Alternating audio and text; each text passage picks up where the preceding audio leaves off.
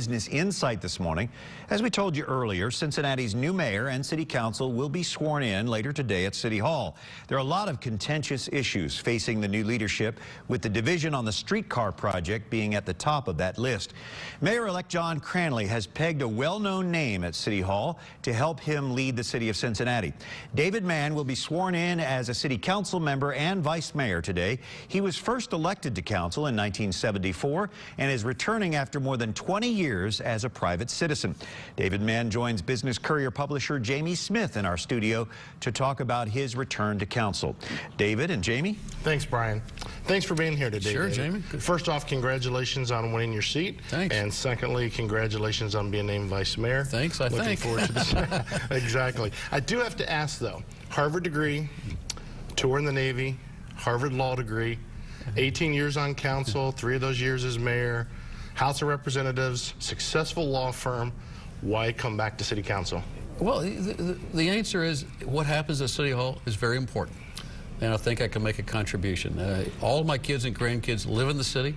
In some ways, there's nothing more important to them than the success of the city, and if I can be a part of making the city successful, then I've accomplished something. Plus, I've always liked public service. I think it's very important. I think it's important that all of us care about what happens at government at all levels. And so the voters embraced me, and I'm very grateful for that and humbled, and here we go. Well, we sure look forward to having the experience on council. What do you think of the events that have happened since the election, you know, with the parking overturning and now, of course, the streetcar saga continuing? What are your thoughts? Where are we going to go? Well, I've never seen a 30-day period. It'll be 30 days or so by the time by today, quite like this. And it tells you something about the campaign, in which the parking deal and the streetcar project were very contentious issues that were on the minds of the voters throughout the city. I was on the campaign trail for 9 months, and for 9 months, the first question that people asked me was not, why are you running, or what's your vision for the city, but how do you feel about the streetcar? So here we are. Yeah. Do you think there are going to be obviously a lot of changes in the events here? I know this week P.G. Sittenfeld, in fact, has come out and said that, you know, he will not vote to stop the streetcar. Obviously, there's 1 or 2 important people on council that's going to probably decide what happens from here on out. You see a lot of things. Well, I think what I would like to see happen is that the new council, as soon as we get down to business, which probably won't be until tomorrow, get a true handle, an accurate handle, an objective handle on the difference cost-wise between continuing the project or canceling the project, and that will allow us to make a sensible, rational decision. We have to, in that formula or that analysis, we have to take into account the fact that there is an operating subsidy of $4 million or more for the life of the project, and you have to take out the present value of $4 million a year forever into account somehow.